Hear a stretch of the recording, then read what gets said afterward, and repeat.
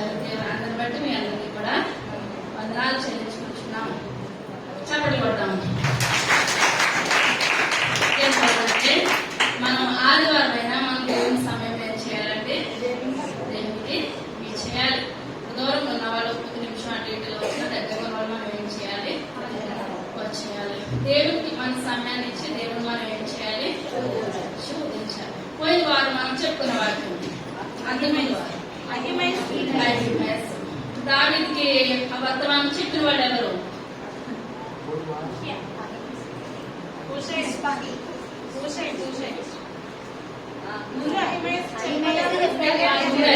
చెప్పాడు. తర్వాత ఖుషి అన్న వాళ్ళు ఎవరు? చెప్పండి కొడతాం. ఎవరు చెప్పారు? ఖుషి చెప్పారు. అది యొక్క దినాన్ని మనం చెప్పుకునే వాక్యము మార్క్స్ వార్త 2వ అధ్యాయము 13వ వచనం. ఆయన సముద్ర తీరమున మరలా నడిచిపోవచ్చుండెను. జనులందరూ ఆయన యొద్దకు రాగా ఆయన వారికి బోధించెను. ఆయన మార్గమున వెళ్ళుచు సుంకపు మెట్లతో కూర్చున్న అల్ఫయి కుమారుడగు లేవిని చూచి నన్ను వెంబడించమని అతనితో చెప్పగా అతడు లేచి ఆయనను వెంబడించెను. చాలు, చిన్న ప్రార్థన చేస్తాను.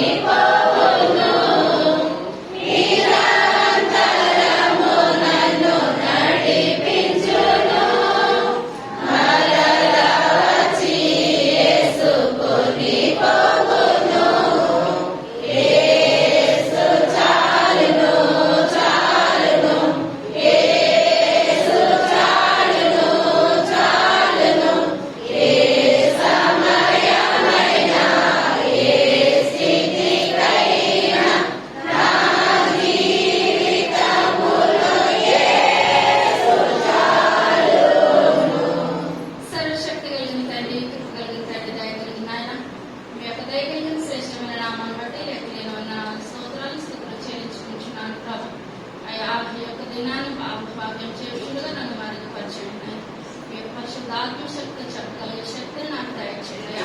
వినగలిగే శక్తిని సంపూర్ణందరికీ దయచేయండి. మేము ప్రార్థనలో బలపడాలి, వాక్యంలో బలపడాలి. వినగలిగే చెవులు, గ్రహించగలిగే హృదయాన్ని మాకు దయచేయండి. తండ్రి అయ్యా, మేము నానాటికి లోతైన అనుభవాలు వెళ్ళే కృపను దయచేయండి. అయ్యా, మీ యొక్క 2వ రకం ఎత్తబడ్డ మొట్టమొదటి సంఘం మా సంఘం మీ పాదాల చెంత కూర్చున్న కృపను ధన్యతను దయచేయండి. త్వరగా రాబోచ్చు యేసయ్య నామమున వేడుకొంచున్నాం తండ్రి. ఆమేన్. హల్లెలూయా. చదువుకున్న వాటి మనం ఆయన సముద్ర తీరమున మరలా నడిచిపోవచ్చుండెను. జనులందరూ ఆయన యొద్దకు రాగా ఆయన వారికి బోధించెను. ఆయన మార్గమున వెళ్ళుచు సుంకపు మెట్టులతో కూర్చున్న అల్ఫయి కుమారుడగు లేవిని చూచి నన్ను వెంబడించమని అతనితో చెప్పగా అతడు లేచి ఆయనను వెంబడించెను. చాలా ఇక్కడ మనం చూసుకున్నట్లయితే అక్కడ మొట్టమొదటిగా పరిపాలన చేసినప్పుడు ఆ యొక్క కళ ఎవరని చెప్తున్నామండి? బంగారం. ఎవరు? నెబుకద్నెజర్. దేవుని నామానికి వందనాలు. తర్వాత వెండి ఎవరు? వెండి పారసీక మాదియా పారసీకులు. తర్వాత ఇతడే ఎవరు? అలెగ్జాండర్. దేవుని నామానికి వందనాలు. అతను ఎన్ని సంవత్సరాలు పరిపాలన చేస్తాడు? 37 సంవత్సరాలు పరిపాలన చేశాడు. చిన్న దోమ పుట్టి ఆయన చనిపోయాడు. తర్వాత ఎవరు పరిపాలన వచ్చిందంటే రోమా సామ్రాజ్యం. కాళ్ళనగా ఇనుము. ఇప్పుడు ఇనుము రోమా సామ్రాజ్యం వచ్చినప్పుడు ఆ రోమా సామ్రాజ్యంలో ఎవరున్నారు? ఏసై పుట్టాడు అనమాట. ఇప్పుడు మిగిలిన వాళ్ళు నెబుకద్నెజర్ గాని, మారియా పారసీకం గాని, మూడవది ఎవరండి అలెగ్జాండర్ గాని, వీళ్ళెవరూ కూడా ఏసైను సిలువేయరు. రోమా ప్రభుత్వంలోనే ప్రేమవుతుంది సిలువేయడానికి ఉంటది. కనుకనే ఇప్పుడు దేవుడు ఎవరి కాలంలో వచ్చాడు? రోమా ప్రభుత్వంలో వచ్చాడు. రోమా ప్రభుత్వంలో వచ్చారు కనుక ఏసైని వాళ్ళు ఏం చేస్తారంటే రోమా ప్రభుత్వము సిలువేస్తారనమాట. ఇప్పుడు ఏసై వచ్చిన కాలం కూడా ఎవరు పరిపాలన చేస్తున్నారు? చెప్పాలి కదా, రోమా అంతా చెప్పుకున్నాం కదా, రోమీలు పరిపాలన చేస్తున్నారు. రోమీలు ఎవరి మీద పరిపాలన చేస్తున్నారు? యూదుల మీద పరిపాలన చేస్తున్నారు. రోమీలకి యూదులకి ఏమాత్రం కూడా పడనే పడదు. ఇప్పుడు ఇదంతా లేట్ లో చెప్పుకున్నాం 40 రోజులు. మళ్ళా మీరు మొదలుగా వస్తారనమాట, కొంచెం క్లూయస్ గా చెప్పేస్తారనమాట. ఇప్పుడు యేసయ్య ఇప్పుడు ఈ లోకంలోకి వచ్చినప్పుడు ఎవరు పరిపాలన చేస్తున్నారు? రోమీలు పరిపాలన చేస్తున్నారు. ఇప్పుడు రోమీలు పరిపాలన చేస్తుండగా మనము ఏంటంటే రోమా ప్రభుత్వం వాళ్ళు ఎక్కువ పన్నులు కట్టించుకుంటారు. ఇప్పుడు ఎక్కువ పన్నులు కట్టించుకుంటే ఇప్పుడు మనకి ఎక్కువ పన్నులు కట్టించుకుంటే మనకు నచ్చదా? ఇప్పుడు మనకి ఇప్పుడు అన్ని కూడా ఏంటండి జిఎస్టీలు అన్నమాట. ప్రతి దాంట్లోనూ ఏం పడిపోతున్నాయి? జిఎస్టీ అంటే జిఎస్టీ అంటే మనకి ఏమనిపిస్తుంది? బాగా అనిపిస్తుంది అనమాట. ఇప్పుడు ఆయన దినాల్లో కూడా ఇప్పుడు యూదుల మీద రోమా ప్రభుత్వం వారు ఏం చేస్తారు? ఎక్కువగా పన్నులు విధించేవారు. పన్నులు విధిస్తూ ఉంటుంటే ఇప్పుడు ఒక్కొక్కసారి మన కుటుంబంలోనే మనకి ఏమవుతారండి? శత్రువులు అయిపోతారు అనమాట. బయట వాళ్ళు ఎవరో శత్రువులు అనుకుంటే మనకు అంత బాధ అనిపించదు. మనకి మనం ఏమైపోతామో శత్రువులు అయిపోతాం. ఇక్కడ కూడా చూసుకున్నట్లయితే ఇప్పుడు యూదులలో శత్రువులు ఎవరున్నారు?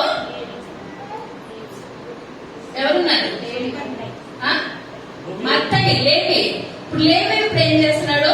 పన్నులు వసూలు చేసేస్తున్నాడు అనమాట. నేను నించుంటాను అని రోమీలకు మాట ఇచ్చాడు అనమాట. ఇప్పుడు మాట ఇచ్చి ఇప్పుడు వాళ్ళ ఇంటికి 100 రూపాయలు, ఉదాహరణ చూసుకున్నట్లయితే ఇంటికి 100 రూపాయలు పన్ను వసూలు చేయమని రోమన్ సామ్రాజ్యం వాళ్ళు చెప్పారనుకోండి. ఇప్పుడు ఇది ఇష్టం ఎంతైనా 500 కట్టించుకోవచ్చు, 1000 రూపాయలు కట్టించేసుకొని ఆడికి ఎంత ఇస్తాడు? ఇతను 100 రూపాయలు ఇస్తాడు. మిగిలినంత కూడా ఇతను ఉంచేసుకుంటాడు. ఇప్పుడు మనం వెళ్ళి రోమీల దగ్గరికి వెళ్ళి మీరు 100 రూపాయలే కట్టమన్నారు కదా, అప్పుడు ఇతను వచ్చి నా దగ్గర 1000 రూపాయలు కట్టించుకుంటాడు. మనం చెప్పే రైట్స్ ఏం లేవండి, మనకి ఎంత మాత్రం కూడా లేవు. అతను ఎంత కట్టమంటే మనం అంత కట్టేయాలన్నమాట. పన్ను చెల్లించాలి. అటువంటి భయంకరమైన రోజుల్లో ఉన్నదప్పుడు ఇప్పుడు లేవి అంటే యూదులకు నచ్చదా? నచ్చదన్నమాట. ఇప్పుడు ఇటువంటి పని మన కొత్త నిబంధనలు ఇంకొకరు చేసేవారు.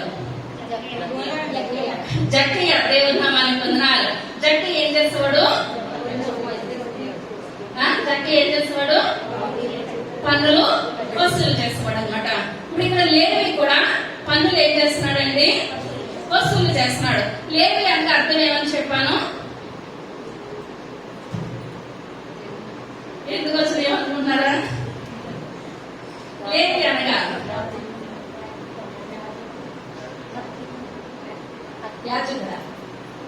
లేవి గోత్రం అడగలేదు. లేవి అనగా హత్తుకుంటారు. దేవుని నామానికి వందనాలు. యాకోబుకి ఎంతమంది కుమారులు? 12 మంది కుమారులు. మొట్టమొదటి కుమారుడు పేరు రూబేను. ఇర్మియా చెప్పారు రూబేను. షిమ్యోను రెండో కుమారుడు పేరు షిమ్యోను. మూడో కుమారుడి పేరు లేవి. లేవి అనగా హత్తుకుంటారు. నాలుగో కుమారుడు యోధా అనమాట. యోధా అనగా స్తుతి. ఇప్పుడు ఇక్కడ మనం లేవి వరకే చూసుకుందాం. అక్కడ యాకోబు కుమారుడైన లేవి వేరు, ఇక్కడ కొత్త నిబంధనలో ఈ లేవి వేరు అనమాట. లేవి అనగా దానికి అర్థం ఏమో చెప్పుకున్నామండి? హత్తుకొనుడు అనమాట. ఇప్పుడు ఇక్కడ ఎవరు హత్తుకుంటున్నాడు? లేవి ఎవరిని హత్తుకుంటున్నాడు? రోమీలు హత్తుకుంటున్నాడు, డబ్బులు హత్తుకుంటున్నాడు. మంచి ఏమైనా ఉందంటారా? మంచి లేదు. ఇప్పుడు అతను రోడ్ వెంట వెళ్ళిపోతూ ఉన్నప్పుడు అతన్ని అక్కడ యూదులందరూ ఏమని పిలుస్తున్నారంటే, ఓ పాపి ఇట్లా. పాపి అయిన మనుషుడు వస్తున్నాడు, అతను పాపి, అతను దుర్మార్గుడు. ఇప్పుడు మన సంగతి ఉండవు అనుకుంటు కానండి. ఫైనాన్షియల్ గా మనం తీసుకున్నాం అనుకోండి, మంగళవారం పొద్దు బుధవారం పొద్దు అని తీసుకుని బాగానే తీసుకుంటారు. మంగళవారం తెల్లారితే మంగళవారం ఏమని వస్తుంది? అమ్మో వచ్చేస్తున్నాడు, మరి తీసుకున్నాడు ఏమవుతుంది మనకి, తీసుకున్నాడు ఇష్టంగా తీసుకుంటాము, తర్వాత కట్టినప్పుడు నా మాటలు. ఇప్పుడు ఇక్కడైతే ఇక్కడ ఏమి తీసుకోలేదు కానీ భయంకరమైన పన్నులు వసూలు చేస్తుంటే అతను ఏమని పిలుస్తున్నారు అందరూ, పాపి పాపి వస్తున్నాడు పాపి వస్తున్నాడు అని అంటే కొంతమందికి ఏంటి అనుకున్నా దున్నపోతు మీద వర్షం పడినంటే అనుకుంటున్నాడు. ఇప్పుడు ఇతను యొక్క లేవి తిట్టుకుంటే తిట్టుకోండి, ఏం చేసుకుంటే చేసుకోండి, నేనైతే మీ దగ్గర ఈ రకంగానే నేను పన్నులు వసూలు చేస్తానంటున్నాడు, వసూలు చేయించేసుకుంటున్నాడు. మరి ఇదంతా దేవునికి తెలుసు అంటారా? దేవునికి తెలుసు, కానీ ఇతను తెలవక ఇటువంటి పనులు చేస్తున్నాడు. నా ప్రేమను తెలిస్తే ఏం చేయడు, ఇటువంటి పనులు ఏమాత్రం కూడా చెయ్యడు అని అనుకొని ఇప్పుడు సుంకపు మెట్టు వద్ద ఒక మార్గంలో ఒక స్థానంలో కూర్చున్నాడు. కూర్చుని దారంట రావడానికి పన్ను కట్టలేదంటే దారంట రావాలంటే చాలా భయం అనిపిస్తుంది అనమాట. భయం అనిపిస్తుండగా యేసయ్య ఆ మార్గం కూడా ఎవరి కొరకు వెళ్తున్నాడండి, లేవి కొరకు వెళ్తున్నాడు. లేవి కొరకు వెళ్ళి అక్కడ లేవి గురించి దేవుడు మాట్లాడుతున్నాడు. ఏమంటున్నాడో మనం చదువుకున్నాము. ఆయన మార్గంలో వెళ్ళొచ్చు లేవిని చూచి నన్ను వెంబడించమని అతనితో చెప్పగా అతడు లేచి ఆయనను వెంబడించెను. అతని ఇంట ఆయన భోజనంలో కూర్చుని ఉండగా సుంకరులను పాపులను అనేకులు యేసుతోను ఆయన శిష్యులతోనూ కూర్చుని ఉండేది. ఇంటి వారు అనేకులు ఉండేది. వారు ఆయనను వెంబడించువారైది. పరిసయ్యులలో ఉన్న శాస్త్రులు ఆయన సుంకరులతోనూ పాపులతోనూ భుజించుట చూచి ఆయన సుంకరులతోనూ పాపులతోనూ కలిసి భోజనం చేయుచున్నాడేమని ఆయన శిష్యులను అడుగగా యేసు ఆ మాట విని రోగులకే గాని ఆరోగ్యము గల వారికి వైద్యుడు అక్కరలేదు, నేను పాపులనే పిలువవచ్చుని గాని నీతిమంతులను పిలువలేదని వారితో చెప్పాను. ఇక్కడ మనం చాలా సార్లు చెప్పుకున్నాం. ఒక ఆయనకి 2 కుమారులు ఉన్నారు. అందులో పెద్ద కుమారుడిని పిలిచి తండ్రి ఏమంటున్నాడు, నువ్వు పలానా పని చేయమని చెప్పినప్పుడు పెద్ద కుమారుడు ఏమన్నాడండి, చేస్తాను అన్నాడు కానీ చేశాడా? ఏమాత్రం కూడా చేయలేదు. చిన్న కుమారుడు ఏమన్నాడు, చేయను అన్నాడు కానీ ఏం చేస్తాడండి, చేశాడు. ఇప్పుడు యేసయ్య వెనకాల ఇస్రాయేలు యోధా తిరుగుతూ ఉన్నాడు ఆ డబ్బు సంచి కొరకు, కానీ యేసయ్యతో తిరుగుతున్నాడు కానీ నమ్మకంగా తిరిగాడంటారా? ఏ మాత్రం కూడా నమ్మకంగా తిరగలేదు. యేసయ్యతో ఉన్న వాళ్ళందరూ మంచిగానే ఉన్నారా? మంచిగానే ఉన్నారు. కానీ యేసయ్యతో ఉన్నా సరే ఇతను బుద్ధి ఏం కాలేదు, మారలేదు. ఇతను వ్యాపారంగా అయితే లేవి అన్న మనుషుడు ఏం చేస్తున్నాడు, డబ్బు వసూలు చేస్తున్నాడు. కానీ మన దేవుడు ఎటువంటి దేవుడు అంటే హృదయాంతరంగాలు ఎరిగినటువంటి దేవుడు. ఇప్పుడు ఇతను నా ప్రేమ తెలవగా ఇటువంటి వ్యాపారం చేస్తున్నాడు, కానీ నా యొక్క రుచి తెలుసు ఇతను ఏం చేయడు, ఇటువంటి పనులు ఏది కూడా చేయడానికి అనుకొని ఏమన్నాడు, నువ్వు నన్ను వెంబడించు.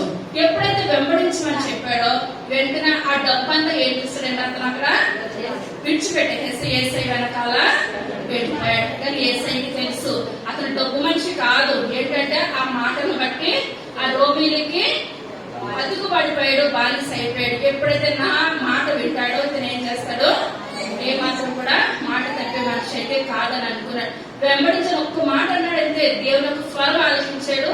ఆ డబ్బు అంతా కూడా అక్కడే విడిచిపెట్టేసి అప్పుడు డబ్బును హత్తుకున్న మనుషులు ఏం చేస్తాడండి, యేసయ్యని హత్తుకోవడానికి వెనుక యేసయ్య వెనకాల నమ్మకంగా యథార్థంగా వెళ్ళిపోయాడు. వెళ్ళిపోవడమే కాదు, వెంటనే యేసయ్య గారిని ఏం చేస్తాడు, భోజనం పెడతానని ఇంటికి రమ్మని చెప్పాడు.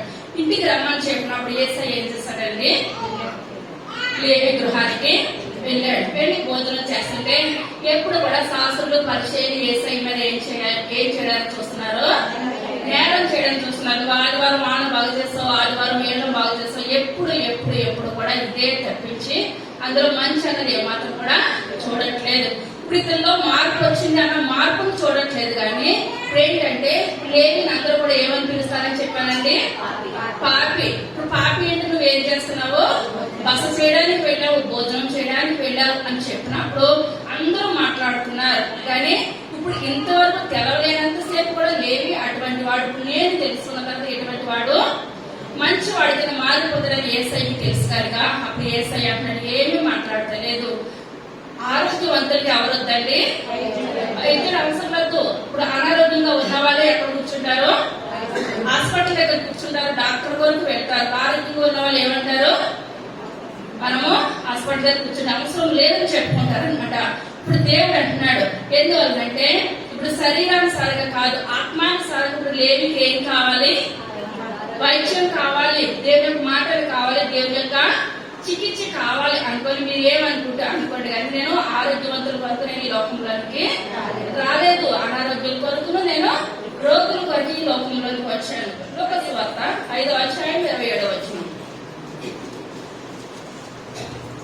అటుకన్నమాట ఆయన బయలుదేరి లేవి అని ఒక సుంకరి సుంకపు మెట్టు మీద కూర్చుని చూచి నన్ను వెంబడించమని అతనితో చెప్పగా అతడు సమస్తమును విడిచిపెట్టి లేచి ఆయనను వెంబడించెను. ఆ లేవి తన ఇంట ఆయనకు గొప్ప విందు చేసెను. సుంకరులు ఇతరులు అనేకులను వారితో కూడా భోజనములకు కూర్చుండిరి. పరిసయ్యులను వారి శాస్త్రులను ఇది చూచి సుంకర్లతోనూ పాపులతోనూ మీరేలా తిరిగి త్రాగుచున్నారని ఆయన శిష్యుల మీద సనిగిరి.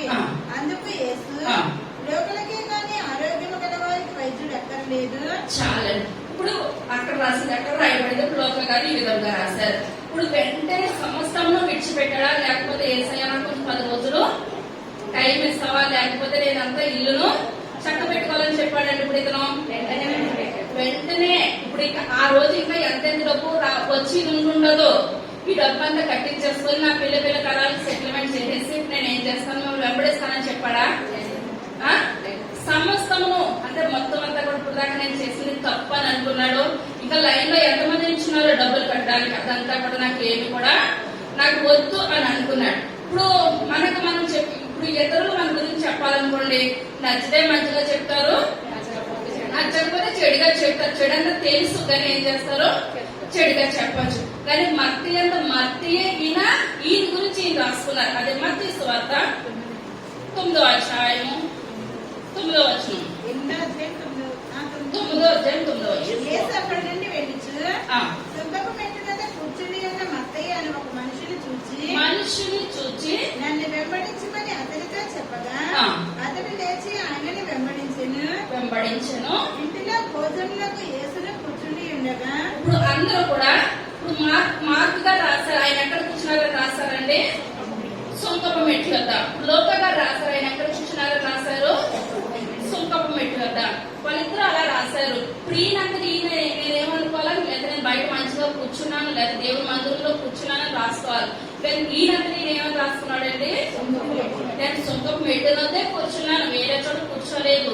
అక్కడ కూర్చోలేదు. కానీ దేవుడు నన్ను ఏం చేస్తాడు? నాతో మాట్లాడి నన్ను వెంబడించమని చెప్పినప్పుడు ఇప్పుడు అతనిలో ఉన్న తప్పుదాలన్నీ కూడా ఏం తెలిసినాయి? నాకు తెలిసినాయి. కానీ నేను ఏం చేశాను? యేసయ్యని వెంబడించాను.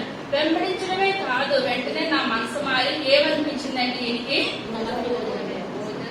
ఆయనకి భోజనం పెట్టాలి అని అనిపించిందని ఈయనంతటి రాసుకున్నారు అనమాట. ఇప్పుడు మత్తయి గారి ప్రదేశం ఏంటంటే ప్రాంతం ఏంటి? ఈయన ఎక్కడ జీవించేవాడు? కపెర్నహూములో జీవించేవారు. పేతురు గారి యొక్క ఊరేంటి? పేతురు గారి యొక్క ఊరు కూడా కపెర్నహూమే. ఇప్పుడు యేసయ్య ఎక్కువగా పరిచయం చేసిన ప్రాంతం ఏదండి? కపెర్నహూమే. కపెర్నహూములో ఎక్కువగా ఏం చేసేవారండి? యేసయ్య సంచరించి సువార్త ప్రకటించేవారు. ఎవరెవరు ఊర్లో చెప్పాను? కపెర్నహూము, పేతురు గారు, మత్తయి గారు. యేసయ్య ఎక్కడికి వెళ్ళేవారు? కపెర్నహూములో. ఐగుప్తుకు సిరియాకు కపెర్నహూము ఏముంటదంటే మధ్యలో ఉంటదన్నమాట. ఇప్పుడు ఇటు నుంచి వచ్చే వాళ్ళకి అదేంటంటే వ్యాపార స్థలం అనమాట. వ్యాపార స్థలం కనుక ఎవరైనా దేని టచ్ చేసి వెళ్ళాలి? కపెర్నహూము టచ్ చేసి వెళ్ళాలి. ఎక్కడి నుంచి వచ్చినప్పుడు లావాదేవీలను ఎవరు చూసుకునేవారు? ఇప్పటి వరకు కూడా లేవే చూసుకునేవాడు అనమాట. మంచి సెంటర్ లో కూర్చున్నాడు, మంచి ప్రదేశంలో కూర్చున్నాడు. దేనికి మధ్యలో ఉందని చెప్పానండి? ఐగుప్తుకు సిరియాకు మధ్యలో కపెర్నహూము ఉంది. ఎవరెవరు ఊర్లో చెప్పాను? మత్తయి, పేతురు గారు ఊరు. యేసయ్య ఎక్కువగా ఎక్కడికి వచ్చేవారు? కపెర్నహూముకి వచ్చేవారు. అర్థమైందండి? అటువంటి అక్కడికి వచ్చినప్పుడు యేసయ్యను తెలుసుకున్నాడు. వెంటనే కూడా యేసయ్యను తెలుసుకొని నాకు ఇక ఈ డబ్బు మీద నాకు ఆశ ఎంత మాత్రము కూడా లేదు, ఈ యొక్క పదవి మీద నాకు ఆశ ఎంత మాత్రము కూడా నాకు ఏమీ లేదు, యేసయ్య నేను హత్తుకుంటాను అని అనుకొని వెంటనే ఏం చేస్తాడండి, ఆ డబ్బు అంతటిని కూడా విడిచిపెట్టేస్తాడు అనమాట. ఇప్పుడు యోధియాలో ఒక పేరు ఉంటది వీళ్ళకి, గలిలయలో ఒక పేరు ఉంటది, సమరయాలో వీళ్ళకి ఏముంటదండి ఒక పేరు ఉంటది. ఎక్కడ ఏ ఊర్లో? సమరయ, యోదయ, గలిలయ. అర్థమవుతుందా? లేవి అనే పేరు యోదయ పేరు, మత్తి అనే పేరు గలిలయ పేరు. అర్థమవుతున్నారా? ఏదైనా అర్థమంటారా? ఊరికి ఒక పేరు పెట్టుకుంటారు. మూడు చెప్పే ప్రాంతాలు ఏంటండి? యోదయ, గలిలయ, సమరయ. ఇప్పుడు యోదయాలో లేవికి యోదయాలో ఏం పేరుంది? యోదయ ప్రాంతానికి వెళ్ళినప్పుడు లేవి అని పిలిపించుకునేవాడు, గలిలయాకి వెళ్ళినప్పుడు మత్తి అని పిలిపించుకునేవాడు అనమాట. ఏంటంటే యోదయాకి వెళ్ళినప్పుడు లేవి, గలిలయాకి వెళ్ళినప్పుడు మత్తి. లేవి, మత్తయ్య. ఇప్పుడు ఎప్పుడైతే ఈ ఊర్లో ఈ పేరు, ఆ ఊర్లో ఆ పేరు. ఇప్పుడు నాకు మా ఊరు వెళ్ళాలనుకోండి ఎక్కువగా బుజ్జంగానే అర్థమవుతుంది. నా పేరంటే మూడో కుమార్తె బుజ్జంగానే తెలుస్తుంది. నా పేరు బూదియా అంటే అడ్రస్ మారిపోతుంది అనమాట. ఇప్పుడు ఇక్కడికి వచ్చిన తర్వాత చాలా మంది ఉన్న లోపల అయితే బుజ్జానే తెలుస్తుంది, దూరం వాళ్ళకైతే నా పేరు తెలుస్తుంది. ఎందువల్లంటే ఇక్కడ కూడా ఈయనకేం పేర్లు ఉన్నాయి? యోధియాలో ఒక పేరు ఉంది, గలిలయాలో ఒక పేరు ఉంది అనమాట. ఇప్పుడు లేవి అనగా దానికి అర్థం ఏమని చెప్పుకున్నాము? లేవి అనగా హత్తుకున్నాడు. ఎవరిని హత్తుకున్నాడు? డబ్బును హత్తుకున్నాడు, పదవిని హత్తుకున్నాడు. ఎప్పుడైతే యేసయ్య దగ్గరికి వెళ్ళిపోయాడో పేరు ఏమని పిలువబడిపోయిందండి? మత్తయ్య. మత్తి అనగా దానికి అర్థం ఏంటంటే యెహోవా వరము. ఏంటండి? యెహోవా వరము, లేకపోతే యెహోవా మహాత్మ్యము. ఏంటి పక్క చెప్పాలి? యెహోవా మహాత్మ్యము. మత్తి అనగా యెహోవా వరము, యెహోవా మహాత్మ్యము. లేవి అనగా హత్తుకొనుట. యోధియాలో ఏం పేరుంది? లేవి. గలిలయలో ఏం పేరుంది? మత్తయ్య. లేవి అనగా హత్తుకొనుట, మత్తి అనగా యెహోవా వరము, యెహోవా మహాత్మ్యం. అర్థమైందంటారా ఇప్పటి వరకును? ఇప్పుడు మనం ఎవరిని హత్తుకోవాలి? దేవుని హత్తుకోవాలి. ఇంతవరకు మనం ఏమి హత్తుకున్నాం, ఏమి హత్తుకోవాలి? మనం ఏం చేసుకోవాలండి? పరీక్ష చేసుకోవాలి. ప్రభావ నేను ఇంతవరకు కూడా లేవిలాగా నేను డబ్బులు హత్తుకున్నానా, బంగారాన్ని హత్తుకున్నానా, లేకపోతే బంధుమిత్రులు హత్తుకున్నానా? అసలు నేను వారం కలిసి మనకు మనం పరీక్ష చేసుకోవాలి. దినదినము నేను వాక్యం చదవలేదు, నేను పడుకోను. చేతి పైకెత్తండి. ఒక్క వచనాన్ని చదవకుండా పడుకోను. ఎస్తేర్ గారు, ఇర్మియా గారు చప్పట్లు కొడదాం. మనం ఏం చేయాలంటే వాక్యం చదవలేని రోజు మన జీవితంలో ఏం చేయవద్దు, ఉండొద్దు. ప్రార్థన చేయలేని రోజు మన జీవితంలో ఉండొద్దు. అనగా మనం దేన్ని హత్తుకుంటున్నాం? సాతాన్ని హత్తుకుంటున్నారంటే వేరువేరుగా చెప్తున్నారు. ఎక్కడి నుంచి కూడా సాతాన్ని హత్తుకున్నాం. ఇప్పుడు దేవుని తెలుసుకున్న తర్వాత మనం ఎవరిని హత్తుకోవాలి? దేవుని హత్తుకోవాలి. ప్రభా నాకు వాక్యం చదవలేని రోజంటే నా జీవితంలో మన సమయానికి గుడికి రాము, తెల్లారైతే వాక్యం చదువు, తెల్లారైతే ప్రార్థన చేయము. మన ఆశీర్వదించండి అంటే మనకి ఏమొచ్చేస్తుందండి ఆశీర్వాదము? సాతాను మనలో కూర్చున్నంత సేపు కూడా ఎంత చేసినా సరే మనకి అప్పులే మిగులుతాయి తప్పించి మనకు సాక్ష్యం చెప్పడానికి అంటూ ఏది కూడా మనకి ఉండదు.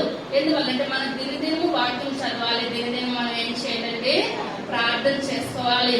యాకోబు అంటాడు, తీయద్దు కానీ మన అద్దంలో వెళ్ళి మన ముఖం ఎలా సరి చేసుకుంటామో వాక్యం దగ్గరికి వచ్చినప్పుడు మనం ఏం చేయాలండి? మన తప్పులు సరి చేసుకోవాలి. ఎప్పుడైనా మన వాక్యం చదివినప్పుడు మన తప్పులన్నీ కూడా దేవుడు మనకి ఏం చేస్తాడో మాట్లాడతాడు, చూపిస్తాడు. ఇప్పుడు లేని తప్పులన్నీ చూపించాడా దేవుడు? చూపించినప్పుడు అవన్నీ విడిచిపెట్టేస్తాడా? లేవి విడిచిపెట్టేసి మత్తిగా మారిపోయి దేవుడిని హత్తుకున్నాడండి. ఈయన యెహోవా నా వరం అంటున్నాడు ఎక్కడైనా యెహోవా నా వరము, నాకు యెహోవా నా యొక్క మహాత్యము, దేవుడు నాకు దొరుకుట నాకు వరము, నా యొక్క మహాత్యం అంటున్నాడు. ఇప్పుడు మనము వస్తున్నామంటే వస్తున్నాము, వెళుతున్నానంటే వెళుతున్నాము, కానీ మరి వాక్యం చదవకుండా మన దినాల్లో గడపడం ఏమాత్రం కూడా మంచి పని అయితే కాదు. ఒక పూట తిండి తినకపోయినా పర్వాలేదు, కానీ మనం ఏం చేయాలండి? వాక్యం చదవాలి, ప్రార్థన చేయాలి. మనకి ఒక దినాన్ని మనం ఏదైతే దేవునికి విరుద్ధంగా మనం చేస్తామో మన తప్పులని కూడా మన దేవుడు మనకి ఏం చేస్తాడు? కళ్ళ కట్టినట్టు మనకి చూపిస్తూ ఉంటాడు. మన జీవితాన్ని మనం ఏం చేయాలి? వాక్యం ద్వారా మనము సరి చేసుకోవాలి. యోహాను సువార్త 4వ అధ్యాయము 28వ వచనం. ఆ స్త్రీ తన కొండ విడిచిపెట్టి ఊరిలోనికి వెళ్ళి మీరు వచ్చి నేను చేసిన పని నాతో చెప్పిన మనుషుని చూడుడి, ఈయన క్రీస్తు కాడా అని ఆ ఊరి వారితో చెప్పగా వారి ఊరిలో నుండి బయలుదేరి ఆయన యొక్కకు వచ్చుచుండిరి. అలాగా శిష్యులు బోధకుడా భోజనం చేయమని ఆయనను వేడుకొనిరి.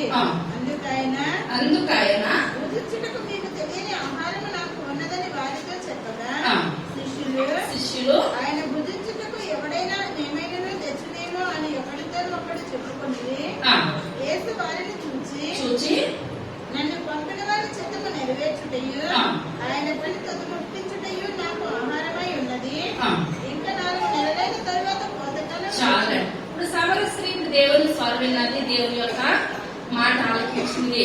మాట ఆలకించి ముందు అంటుంది, నువ్వు యూదులకు మేము సమరయులము, యూదులు సమరయుల సాంగత్యము ఏమాత్రం కూడా చేయరు అని చెప్పినప్పుడు యేసయ్య అంటున్నాడు, నేను ఇచ్చి నీళ్లు తాగువాడు ఏమాత్రం కూడా ఎన్నడూ తప్పుకొనడని చెప్పినప్పుడు ఒక్కొక్క మాట ఆలకించిన తర్వాత నీకు 5 పెనిమిట్లు ఉన్నారు, ఆయన కూడా నీ పెనిమిటి కాదు అని చెప్పినప్పుడు వెంటనే ఆమెకి ఏం కలిగిందని యేసయ్య మాట విన్నప్పుడు ఈయన నిజంగా లోక రక్షకుడు అని అనుకొని తన యొక్క పాపపు కూడా ఏం చేసిందంటే పడేసేసింది. వీళ్ళ నిమిషంలో పడేస్తున్నారు. ఇప్పుడు పడేసిన పాపపు కొండ వైపు మళ్ళా చూస్తారని వాక్యం రాయబడి ఉన్నదా?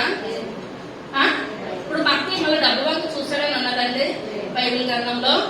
ఏమాత్రం కూడా లేదు. సమర స్త్రీ పడేసేసింది కుండ, మళ్ళీ కుండ పట్టుకున్నట్టు ఉన్నదా?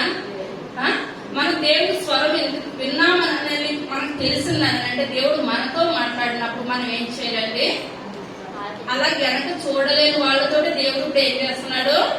మాట్లాడుతున్నాడు. కానీ ఆ రోజు వినేసి మనం పైకి వేసినప్పుడు దులిపేసేస్తే ఏమాత్రం కూడా దేవుని స్వరం వినే అవకాశము మన జీవితంలో కానీ మన బ్రతుకులో కానీ ఏ మాత్రం కూడా ఉండదు. ఇప్పుడు సమర స్త్రీ ఇప్పుడు ఏం చేసిందంటే పాపపు కుండను అక్కడే విడిచిపెట్టేసింది, పడేసేసింది, కుండను పగలగొట్టేసినాక తన హృదయాన్ని బద్దలు కొట్టేసింది.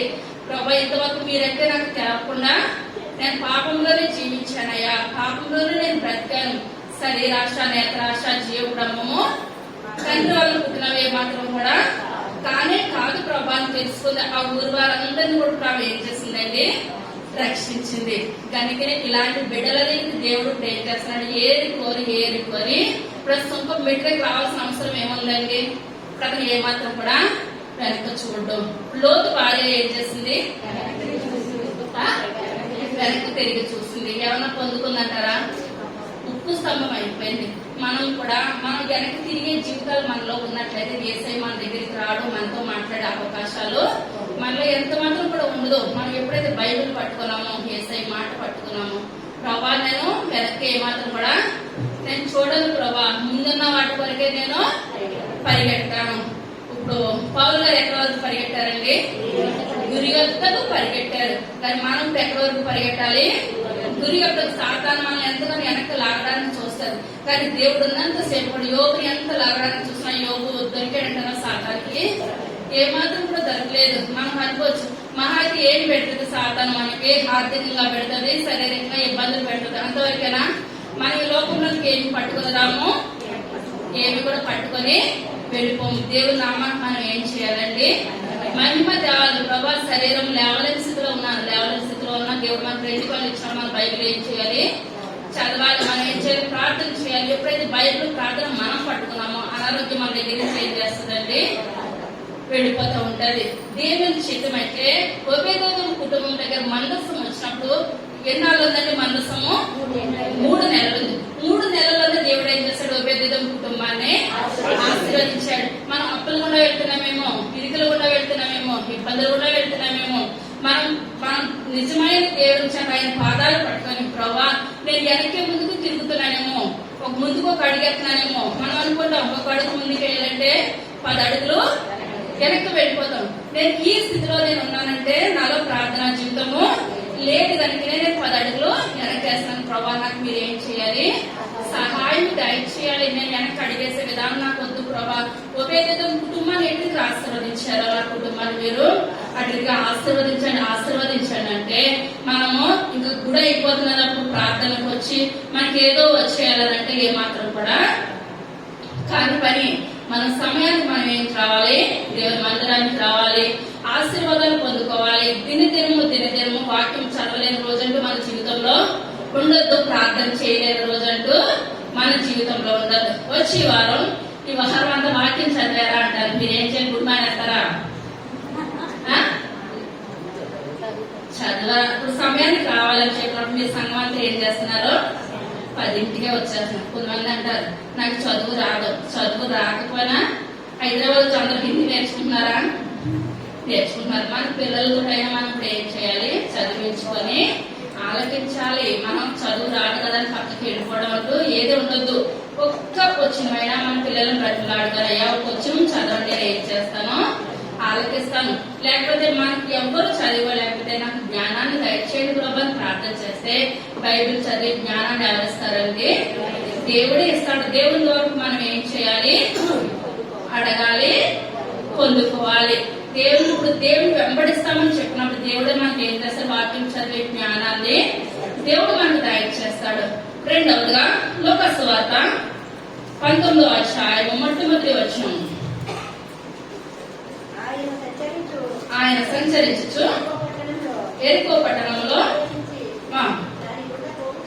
దాని గుండా పోచుండెను.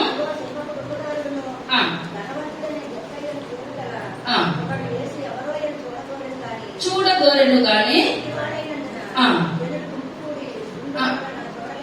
చూడలేకపోయాను. ఆ త్రోవలో రానే ఉండను గనక మేడి చెట్టు ఎక్కను.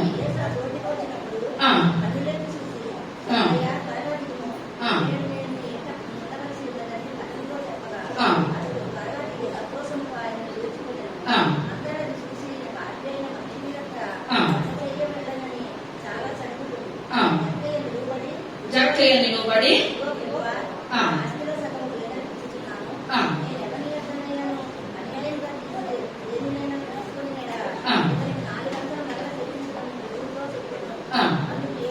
అందుకు యేసు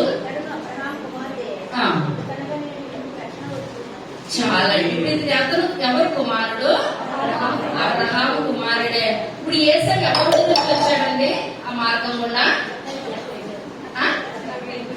జక్కయ్య. ఇప్పుడు ఇతను ఏం పని చేస్తున్నాడు? ఇతను కూడా ఎక్కడ కూర్చున్నాడు? సుంకపు మెట్టు యొక్క కూర్చున్నాడు. మత్తయి కూడా ఎక్కడ కూర్చున్నాడు? సుంకపు మెట్టి దగ్గర కూర్చున్నాడు అనమాట. ఇప్పుడు మెట్టు దగ్గర కూర్చున్నప్పుడు యేసయ్య ఇప్పుడు ఏమంటాడండి జక్కయ్యని? ఫస్ట్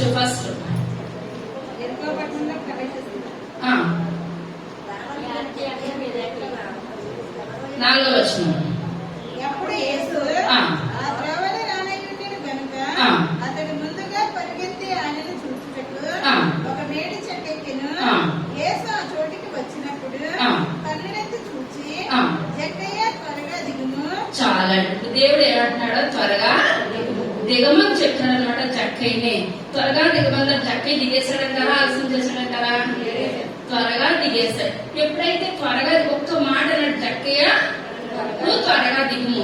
ఎప్పుడైతే త్వరగా దిగమన్నప్పుడు నేను దిగేశాను ప్రభా, నువ్వు నాకు ఏమిస్తావు అంటున్నాడు. ఆయన ఏమనట్లేదు. ఇతను తప్పేదో ఇతను తెలిసిపోయింది, ఇతను తప్పేదో ఇతను తెలిసిపోయి దేవునితో ఏమంటున్నాడండి, నేను ఎవరి యొద్దనైనా అన్యాయంగా తీసుకున్నాక తెలుసా? న్యాయంగా తీసుకుంటాను అంటాడా, అన్యాయంగా తీసుకున్నాను అంటున్నాడా? అన్యాయంగా తీసుకుంటానని తెలిసి ఇప్పుడు ఇతను ఏమంటున్నాడు, 4 అంతలు చెల్లించేస్తాను. ఇప్పుడు అదే వేరే వాళ్ళు చాలా మంది ఉన్నారు, వాళ్ళ దగ్గర దేవుడు వెళ్ళినట్టు లేదు. వాళ్ళ దగ్గరికి వెళ్ళినా వాళ్ళలో ఏం కలగదు, మార్పు కలగదు, పశ్చాత్తాపము ఎంత మాత్రం కూడా కలగదు. ఇప్పుడు ఈయన అంటున్నాడు, నేను ఎవరి యొక్కనైనా న్యాయంగా తీసుకున్నట్లయితే ఒక్కొంత కాదు 200 వారాల దగ్గర ఎంత తీసుకున్న అంత కాదు, నేను ఏం చేస్తాను 4 వంతులు వాళ్ళకి చెల్లించేస్తాను. ఎప్పుడైతే చెల్లించేస్తానన్నామో దేవుడు అంటున్నాడు, నీవును అబ్రహాము కుమారుడివే. ఇప్పుడు మనం అబ్రహాము పిల్లలు మనం అనిపించుకోవాలంటే ఇప్పుడు మనలో ఏం కలగాలండి, గొప్ప మార్పు కలగాలి, పశ్చాత్తాపం కలగాలి. ఇప్పుడు మనలో మనం ఏం చేస్తున్నామో అన్నది మనకి ఏం కలగాలి. ఇప్పుడు మన మనసు చెప్తాది, మనం అబద్ధం ఆడుతున్నావు కానీ మనం ఏం చేస్తాం తెలుస్తుందే అబద్ధాలు మాట్లాడతాం. మనం తప్పు చేస్తే మన మనసు అన్నది నువ్వేం చేస్తున్నావు, తప్పు చేస్తున్నాం అనుకుంటాం. ఈ ఒక్కసారి చేసేద్దాం, తర్వాత దేవుని సందులో ఒప్పేసుకుందాం. మీరు అలా చేస్తున్నారంటారా? చక్కయ్య గాని దేవి గాని నిమిషంలోనే ఇప్పుడు ఏలియా గారు ఎలీషా దగ్గరికి వచ్చినప్పుడు ఎలీషా గారు ఏమన్నారండి, ఏలియా గారు ఏమన్నారు ఎలీషా గారితో, నాతో దుప్పుడు ఎప్పుడైతే పడిందో నాతో రమ్మని చెప్పినప్పుడు ఒక్కసారి వెళ్ళి నా తల్లిదండ్రుల్ని ముద్దు పెట్టుకొని వచ్చేస్తానంటే లావాదేవీలన్నీ చూసుకొని మా తల్లిదండ్రులు అన్ని చక్కబెట్టి వస్తారన్నారా? ముద్దు పెట్టుకొని వచ్చేస్తారంటారా? వచ్చేసారు. ఇప్పుడు ఏలియా గారు చేసిన కార్యాల కన్నా ఎలీషా గారు గొప్ప కార్యాలు చేశారు. ఎందుకంటే వాళ్ళు ఏ మాత్రం కూడా వెనక చూడడం కానీ వాళ్ళలో ఏ మాత్రం కూడా లేదు. నిజమైన దేవుడు అనుకున్నారు, ఆయన స్వరం వింటున్నారు, ఆయన దగ్గరకు వచ్చేస్తున్నారు. మనం ఇన్ని సంవత్సరాలుగా దేవుని మందిరంలోనికి వచ్చింది, మనం దేవుని స్వరం వినలేదు, దేవుని ఎప్పుడు కూడా ఆయన మనతో మాట్లాడలేదు. అంటే ఇప్పుడు మనం ఏం చేస్తున్నాం, ఏదైతే విడిచిపెట్టకూడదో అది విడిచిపెట్టట్లేదు అనమాట. తెలుసు విడిచిపెట్టకూడదని మనకి తెలుసుని మనం ఏం చేస్తున్నాము, విడిచిపెట్టట్లేదు కనుక దేవుడు మనతో మాట్లాడే అవకాశము మనకి ఏమాత్రం కూడా కలగట్లేదు. కానీ ఇప్పుడు వెంటనే ఏసేపు ఎక్కడికి వెళ్ళారంటే భోజనానికి జక్క ఇంటికి వెళ్ళాడు అనమాట. జక్క ఇంటికి వెళ్ళినప్పుడు అక్కడ మనుషులందరూ కూడా ఇప్పుడు జక్కకి పేరు ఏమని పెట్టారంటే పాపి. ఏంటంటే అలా ఈ జక్కి కూడా ఇప్పుడు ఏం చేస్తున్నాడు, పన్నులు వసూలు చేసేస్తున్నాడు అనమాట. డబుల్ వడ్డీలు వసూలు చేస్తున్నాడు. అందరూ కూడా పాపి ఏసై తెలవనంతసేపు వాళ్ళు పాపి. ఎప్పుడైతే దేవుని తెలుసుకున్నారో వాళ్ళు ఎవరు బిడ్డలు అయిపోతున్నారండి, అబ్రహాము బిడ్డలే. దేవుడే సాక్ష్యం ఇస్తున్నాడు, నువ్వు ఇప్పుడు ఎవరు కుమారుడవు, అబ్రహాము యొక్క కుమారుడు. అదే ఆదికాండము 12వ అధ్యాయము మొట్టమొదటి వచనం.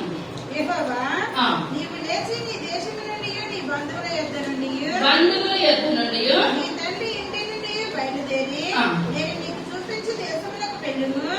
నిన్ను గొప్ప జనముగా చేసి నిన్ను ఆశీర్వదించి నీ నామమున గొప్ప చేయుదును. నీవు ఆశీర్వాదముగా ఉందువు. నిన్ను ఆశీర్వదించు వారిని ఆశీర్వదించెదను, నిన్ను దూషించు వారిని శపించెదను. భూమి యొక్క సమస్త వంశంలో నీ యందు ఆశీర్వదించబడునని అబ్రహాముతో అనగా చాలా. అబ్రహాంతో దేవుడు ఏమని మాట్లాడాడు,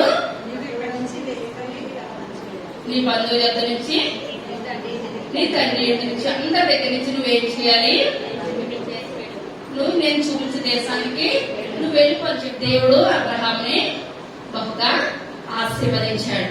ఇక్కడ మనం చూస్తున్నట్లయితే వాళ్ళు దేవుడు చెప్పిన మాట ఆలకించారు కనుక జక్కయ్య కూడా ఎప్పుడైతే ఆలకించారు జక్కయ్య కూడా బహుగా ఆశీర్వదించబడ్డాడు. మత్తయి కూడా బహుగా ఏం చేశాడండి, ఆశీర్వదించబడ్డాడు. మత్తయి సువార్త 16వ అధ్యాయము 24వ వచనం. అప్పుడు యేసు తన శిష్యులను చూచి ఎవడైనా నన్ను వెంబడింప కోరిన ఎడల తన్ను తాను ఉపేక్షించుకొని తన శిలువను ఎత్తుకొని నన్ను వెంబడింపవలెను. తన ప్రాణమును రక్షించుకొని కోరివాడు దాన్ని పోగొట్టుకొనును, నా నిమిత్తము తన ప్రాణమును పోగొట్టుకొనివాడు దాన్ని దక్కించుకొనును. ఒక మనుషుడు లోకమంతయు సంపాదించుకొని తన ప్రాణమును పోగొట్టుకుంటే అతనికేమి ప్రయోజనము? ఒక మనుషుడు తన ప్రాణములకు ప్రతిగా నేమి ఇయ్యగలడు?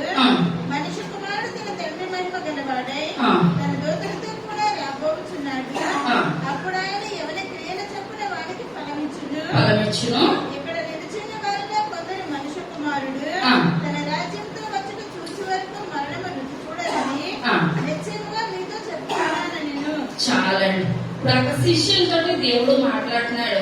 ఇప్పుడు యేసయ్యని వెంబడించాలంటే ఆషామాషైన పని ఎంత మాత్రం కూడా కాదు.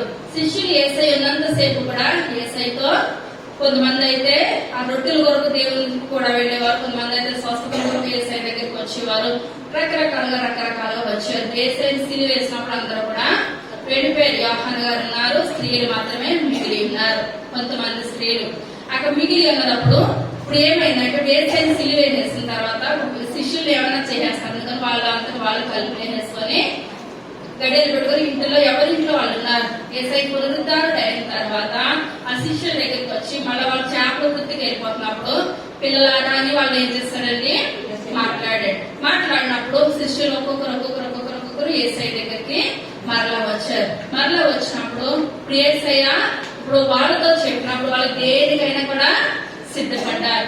శిష్యులందరూ కూడా చాలా మట్టికి సాక్షులు అయిపోయారు. ముందైతే భయపడ్డారు, కానీ తర్వాత ఏం చేస్తారంటే మేము దేవుని కొరకు మరణానికైనా మేము సిద్ధపడతాం, కానీ ఏ మాత్రం కూడా మేము వెనక్కి మాత్రము రాము అని అనేసి మంచి బలంగా ఉన్నారు. 24వ వచనం అప్పుడు చదివితే తన శిష్యులను చూచి ఎవడైనా నన్ను వెంబడింప కోరిన ఎడల తను తాను ఉపేక్షించుకొని తన శిలువను ఎత్తుకొని నన్ను వెంబడింపవలెను. చాలా శిలువ అంటే అర్థం ఏంటంటే శ్రమ. శిలువ అనగా శ్రమ. ఇప్పుడు దేవుని సంఘంలో శిష్యులతో మాట్లాడుతున్నాడు. మీరు ఎవరైనా నన్ను వెంబడించకూరిన ఎడల మీరు ఏం చేయాలి? మీరు ముందే ఏం చేయాలి? ఉపేక్షించుకోవాలి. మీ అంతటి మీరే ఆలోచించుకోవాలి. తినలేని రోజులు వస్తాయి, కఠినమైన శ్రమలు వస్తాయి. మీరు పెద్దల దగ్గరికి వెళ్లి మాట్లాడడం, మీ తరఫున ఎవరు కూడా మాట్లాడే మనుషులంటూ కూడా ఎవరు కూడా ఉండరు. మీ మీద అబద్ధంగా చెడ్డ మాటలు మాట్లాడతారు, లేని అన్ని కూడా మీ మీద కల్పిస్తారు. అప్పుడు నేనే ఉండి మాట్లాడతాను. మీరు చాలా ఏం చేయాలి? ధైర్యంగా ఉండాలి అని చెప్పినప్పుడు వీళ్ళన్నా బెదిరుకున్నారంటారా శిష్యులు? ఏ మాత్రం కూడా బెదిరుకోలేదు. ప్రతి దానికి వాళ్ళ కుటుంబం వాళ్ళు సిద్ధపాటు చేసుకుని దేవుని పరిచర్యకి వెళ్ళినప్పుడు ఇప్పుడు ఎహెజ్కేల్ గారు భార్య చనిపోతున్నానని చెప్పినప్పుడు ఆయన వెనక జరిగారా, ముందుకు వెళ్ళారా? ముందుకు వెళ్ళారు. ప్రతి విషయంలో కూడా మన పితరులు పడిన శ్రమలు కనుక మనం జ్ఞాపకం చేసుకుంటే మన శ్రమలు ఏ పాటికి కూడా కానే కాదు. కానీ మనం చిన్న శ్రమలకే ఇప్పుడు మనం ఏం చేయలేకపోతున్నామండి, తట్టుకోలేకపోతున్నాం. కానీ వాళ్ళు పొందిన శ్రమలు మనం జ్ఞాపకం చేసుకుంటే మన శ్రమలు ఏమాత్రం కూడా ఎక్కువైన స్థితి అయితే ఏమాత్రం కూడా కానే కాదు. మార్కు సువార్త 10వ అధ్యాయం 28వ వచనం. పేతురు ఇదిగో నేను సమస్తమును విడిచిపెట్టి నిన్ను వెంబడించుటమని ఆయనతో చెప్పసాగెను. అందుకు యేసు ఇట్లనెను, నా నిమిత్తమును సువార్త నిమిత్తమును ఇంటి నేనను అన్నదమ్ములనైనను అక్క చెల్లెళ్ళనైనను తల్లిదండ్రులనైనను పిల్లలనైనను భూములనైనను విడిచిన వాడు చాలండి. ఫస్ట్ ఏంటండి? పేతురు ఇదిగో మేము సమస్తమును విడిచిపెట్టేస్తున్నాం. ఎవరితో చెప్తున్నారండి వీళ్ళు? యేసయ్యతో చెప్తున్నారు. పేతురు గారు వచ్చి ముందైతే పేతురు గారు ఏం చేస్తారంటే యేసయ్య సిలువ వేస్తారని చెప్పినప్పుడు యేసయ్య చెప్తున్నాడు. ఆ శిష్యులతో చెప్తున్నప్పుడు పేతురు గారు అంటున్నారు, నీకది దూరం అవును గాక అని చెప్పినప్పుడు యేసయ్య అంటున్నారు, సాతానా నువ్వు వెళ్ళిపో. ఎందుకంటే యేసయ్య ఎందుకు వచ్చారని లోకంలోనికి? సిలువ వేయించుకోవడానికి వచ్చారు, కానీ సిలువ వేయించుకొని ఉండడానికి యేసయ్య ఈ లోకంలోనికి రాలేదు. యేసయ్య ఈ లోకంలోనికి వచ్చింది సిలువ వేయించబడడానికి. ఆ కఠినమైన సిలువ ఇదంతా కూడా శిష్యులకు చెప్పినప్పుడు ఇప్పుడు పేతురు గారికి సిద్ధపడుతున్నారు. ఏమని? ప్రభా మేము సమస్తము విడిచిపెట్టేస్తామయ్యా. ఏమైనా సమస్తం విడిచిపెట్టేస్తారండి? తల్లిదండ్రులు విడిచిపెట్టేశారు, అన్నదమ్ములు తోడబుట్టిన వాళ్ళు విడిచిపెట్టేశారు, భూముల్ని కూడా విడిచిపెట్టేశారు. ఇప్పుడు అందులో మనం ఏదైనా విడిచిపెట్టగలుగుతామా? ఏదైనా. మనం ప్రార్థనకు వచ్చాము, 6 వరకు ఉండండి అని అంటే 1 గంట అయిన తర్వాత ఎందువల్లంటే ఇంట్లో మగవాళ్ళు ఏం చేస్తారు, సమయానికి రాకపోతే ఊరుకోరు. నా పిల్లలకు నేను ఏం చేయాలి? భోజనం పెట్టాలి. నాకు ఇంటి దగ్గర చాలా చక్కబడి ఉన్నాయి. మనిషి అయితే ఉంటారు, కానీ మనసంతా మైండ్ ఆబ్సెంట్, బాడీ ప్రజెంట్ అన్నమాట. ఇక్కడ చూసుకున్నట్లయితే ఆ పేతురు గారు అంటున్నారు, ప్రభా మీరు చేసిన త్యాగం ముందు మా త్యాగం ఎంత నాయనా? ఇప్పుడు మేము ఏం చేస్తాము? సిద్ధంగా ఉన్నామయ్యా. మా యొక్క కుటుంబాలను వదిలేసుకున్నాము, భూములను వదిలేసుకున్నాము, మా యొక్క బంధువుల్ని వదిలేసుకున్నాము, తల్లిదండ్రుల్ని వదిలేసుకున్నాం. నిజంగా వదులుకున్నారంటారా వీళ్ళు? అన్ని కూడా వదులుకొని యేసయ్య సేవ కొరకు వాడబడ్డారు. తర్వాత ఇప్పుడు ఇహమందు అన్నదమ్ములను భూములను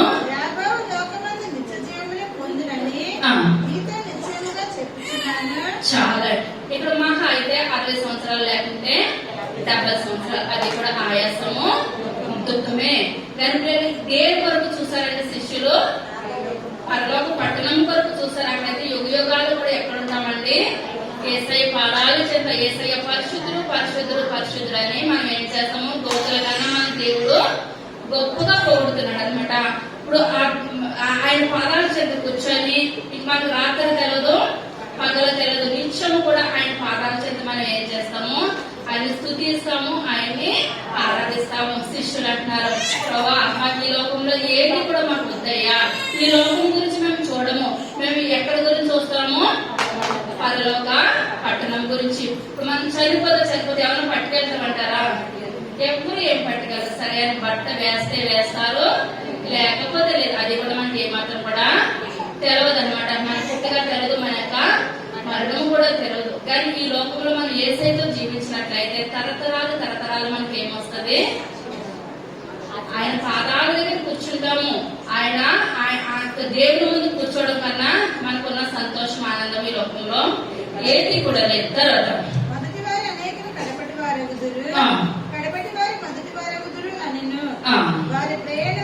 చాలా ఇప్పుడు ఈ మాట చెప్పడానికి చాలా మంది ఇక్కడ మనసు అంటది, ఆదివారం కూడా ఎర్రబుట్టి అయినా నేనేం సంపాదించి పట్టుకెళ్ళేది ఏమున్నది? ఏది కూడా పట్టుకెళ్ళాను కదా, నేను వారం కూడా నేను ఏం చేస్తాను? డ్యూటీకి వచ్చేస్తాను అని ఇక్కడ మనసు చెప్తుంది. వాక్యం ఎన్నంతసేపు చెప్తుంది. వాక్యం అయిపోయిన తర్వాత ఇంటికి వెళ్తారు. శనివారం పొద్దున్న సాతాన్ని కూర్చుంటది. ఇంకో మంగళవారం ఫైనాన్స్ వస్తాడు కదా, బుధవారం వస్తాడు కదా, నువ్వు ఆదివారం చేయకపోతే నువ్వు వాళ్ళకి ఏ రకంగా కడతావు? నువ్వేం చేస్తావు? రేపు శనివారం నుంచి మొదలెడుతుంది సాతాను. ఏమంటది?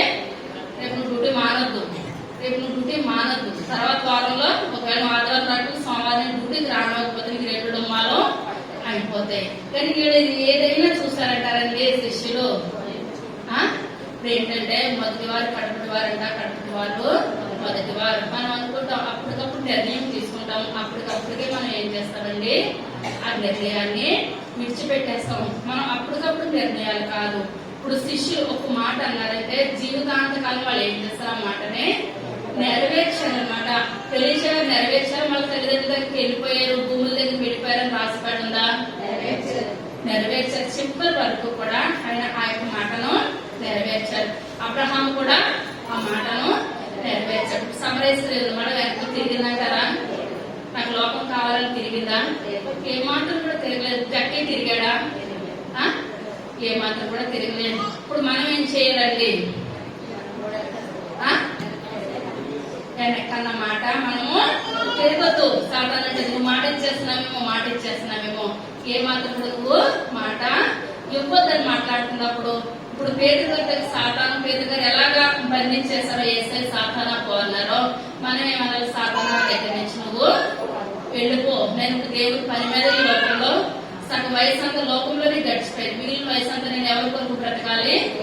దేవుడి కొరకు బ్రతకాలి. ఆయన ఇచ్చి రాజ్యం కొరకు నేను ఏం చేయాలి? వాడబడాలి అని మనం ఏం చేయాలండి? ప్రార్థన చేయాలి. మార్కు సువార్త 10వ అధ్యాయము 46వ వచనం.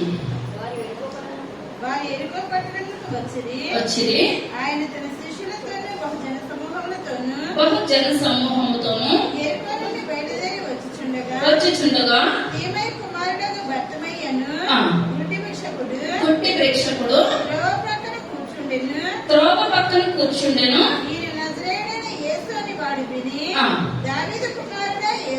దావీదు కుమారుడా యేసు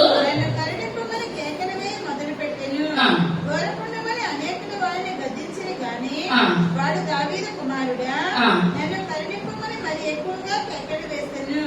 అప్పుడు యేసు నిలిచి వారిని పిలువడని చెప్పగా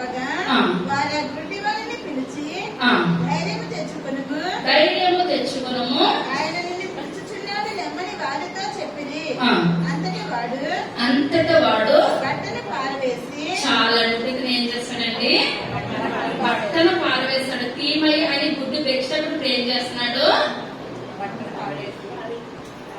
అతని వృత్తి ఏంటండి, గుడ్డుగా అడుక్కుంటున్నాడు అనమాట. పొద్దుట ఇతన్ని నలుగురు మోసుకొని వచ్చి ఏం చేస్తున్నారు, ఒక మెట్టి మీద కూర్చోబెట్టినారు. మెట్టి మీద కూర్చోబెట్టి అతని ముందు ఏం చేస్తున్నారు, ఒక బట్ట వేస్తున్నారు అనమాట. బట్టేసి అడుక్కోమని చెప్తున్నప్పుడు ఇతను ప్రొద్దుతమని కూడా అడుక్కుంటున్నాడు అనమాట డబ్బులు. సాయంత్రం వచ్చి ఆ డబ్బులన్నీ పట్టుకొని వాళ్ళ ఇంటి వాళ్ళు ఇతను ఏం చేస్తున్నారు, తీసుకొని వెళ్ళిపోతున్నారు. వెళ్ళిపోతున్నప్పుడు అప్పుడు అక్కడికి ఎవరు వచ్చారండి,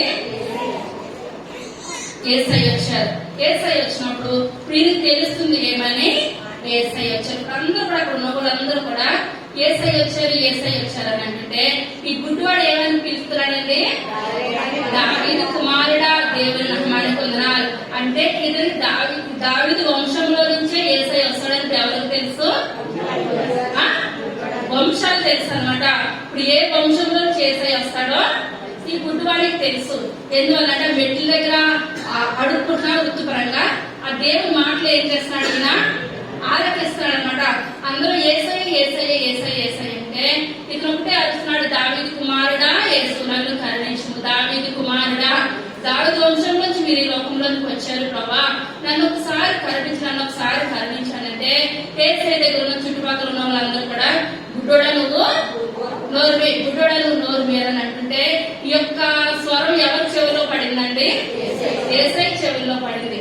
యేసయ్య చెవుల్లో పడినప్పుడు యేసయ్య అంటున్నాడు ఆ గుడ్డివాడిని నా దగ్గరికి తీసుకురండి అని చెప్పినప్పుడు అప్పటి వరకు కూడా గుడ్డోడకు పక్కన జరిగిన వాళ్ళు ఇప్పుడు గబోగా అతని దగ్గరికి వచ్చేసి యేసయ్య నిన్ను పిలుస్తున్నారు, యేసయ్య నిన్ను పిలుస్తున్నారు అని చెప్పినప్పుడు ఇతను అనుకోవచ్చు ఒకవేళ పళ్ళు వచ్చేసినా మళ్ళీ నన్ను మా అమ్మ నాన్న దగ్గరికి ఏదో పనికి వెళ్ళమంటారు. ఇప్పుడు వరకు కూర్చోడానికి ఇతను ఏం చేశాడు, అలవాటు పడిపోయాడు. ఇప్పుడు ఏం చేయాలి, ఎండకే కష్టపడాలని మళ్ళీ నేను ఇదే వృత్తి చేపడతానని అనుకున్నాడా, అనుకోలేదు. ఒక్కసారి యేసయ్య ఇంకా వెళ్ళలేదు, ఇంకా చూపు పొందలేదు. కానీ ఇతనికి తెలుసు దావీదు కుమారుడు వచ్చి నన్ను స్వస్థపరుస్తాడు. ఆయన బట్టను ఏం చేస్తాడంటే ముందు బట్టని పారవేస్తాడు. ఎప్పుడైతే బట్టను పారవేసేసాడో యేసయ్య దగ్గరకు వచ్చినప్పుడు అతను కళ్ళు ఏమని స్వస్థపరచబడిపోయాడు అనమాట. ఈ గుడ్డివాడు ఆ ముందే బట్టను పారవేశాడు. మనమైతే ఏం చేస్తాము, కళ్ళు వచ్చిన తర్వాత చూద్దాంలే అప్పుడు బట్టను పారవేద్దాం, లేదా కళ్ళు వచ్చినా రాలేనట్టు మనం ఏం చేద్దాము, నటన చేద్దాం, కూర్చుంటే డబ్బులు వచ్చేస్తున్నాయి కదా అనుకుని రకరకాలుగా సాతాను ఏం చేస్తుందండి, పరి విధాలుగా మన మనసును ఏం చేస్తుంది, పాడు చేయడానికి చూస్తూ ఉంటది. కానీ గుడ్డను అలాగ అనుకోలేదు. ఆ స్వస్థ పడక ముందే ఏం చేశాడు, తన బట్టను ముందు బట్టను పారవేస్తాడు. ఇప్పుడు మనము దేవుని సన్నిధిలోనికి వచ్చి దేవుని మాటలు ఆలకించడానికి వచ్చి మనలో ఉన్న పాత జీవితం పాడవేయట్లేదు కనుకనే మనకి ఏది రావట్లేదండి, స్వస్థత రావట్లేదు. ఇప్పుడు మనం ఏదైనా మన దేవుడు అవునంటే అవును, కాదంటే కాదు. ప్రభా రేపు నుంచి నేను పాపం జోలికి నేను వెళ్ళనయ్యా, ఆ దొంగతనం జోలికి నేను వెళ్ళనయ్యా, ఆ వ్యభిచారం జోలికి నేను వెళ్ళను ప్రభా, నేను మీకు విరుద్ధమైనది ఏది కూడా నేను చెయ్యను ప్రభా. మనలో ఉన్న బట్టను మనం ఏం చేయాలి, పారవేయాలి. దేవుని అడిగి మనం ఏం చేయాలి, శోధించాలి. నాయన నేను అన్ని కూడా నేను కరెక్ట్ గా చేస్తున్నాను, మీరు నన్ను ఏం చేయాలి, దీవించాలయ్యా, ఆశీర్వదించాలయ్యా. చట్టి కిందకి దిగినాక ఏమన్నాడండి, 4 వంతులు నేను తిరిగి చెల్లించేస్తాను. ఇప్పుడు ఇతను గుడ్డివాడు ఇంకా స్వస్థ పడక ముందే ఇప్పుడు ఏం చేస్తాడండి, తన దగ్గర ఉన్న బట్టను ఆయన ఏం చేస్తాడు, పారవేసి యేసయ్య దగ్గరికి వచ్చినప్పుడు నిజంగా ఇప్పుడు అతనికి ఏం కలిగి, స్వస్థత కలిగింది అనమాట. ఇప్పుడు యేసయ్య ఈ లోకంలోకి వచ్చినప్పుడు ఇప్పుడు శిష్యులు ఎంతమంది అండి, యేసయ్య శిష్యులు 12 మంది శిష్యులు. 12 మంది శిష్యులు అయినప్పుడు ఆ 12 మంది శిష్యుల్ని కూడా యేసయ్య ఎంతమందిని పంపించేవారంటే ప్రతి ప్రాంతానికి ఇద్దరిద్దరిని పంపించేవాడు. ఎక్కడికి వెళ్ళినా సరే మీరు ఎక్కడికి వెళ్ళాలి, ఎంతమంది కలిసి వెళ్ళాలి, ఇద్దరిద్దరు వెళ్ళాలి. 1 పేట కన్నా 2 పేటల తాడు బలమైనది, 3 పేటల తాడు ఇంకా బలంగా ఉంటది. ఎందువల్లంటే బలమైన ప్రార్థనా పనులు కలిసి చేసినట్లయితే సైతాన్ని ఏం చేయొచ్చండి, నిమిషంలో బంధించవచ్చు. అదే ఒక్కరే కూర్చుంటే కూర్చుంటారు, కొంతమంది అయితే జోలపడిపడినట్టే ఉంటుంది ప్రార్థన చేస్తే. ఎంతసేపు వాక్యం చెప్పి సోదరం రాత్రి వరకు చెప్తాను, కొంతమంది అయితే నేను ఆమె కళ్ళు తెలిసినా వాళ్ళు ఏదైతే ముందు పడతారో వెనక పడతారు. ఎందుకంటే నా స్తోత్రాలు అంటే వాళ్ళకి ఎలా ఉంటుంది? అది కరెక్ట్ కాదు. వాళ్ళు కూడా ఏం చెప్పాలి? స్తుతులు చెప్పాలి. ఇప్పుడు ఇద్దరు కలిసి స్తుతులు చెప్పినప్పుడు సైతాన్ని ఏం చేస్తుంది? నేను అక్కడ కళ్ళు తెరవలేను, ఏమీ చెప్పలేను, నా స్థుతులుగా గొర్రెలు పెద్దగా అయిపోతా ఉంటాయి. ఎందువల్లనంటే అది కరెక్ట్ అయినా భోజనం ముందు కూర్చొని మనం ఏం చేయాలి?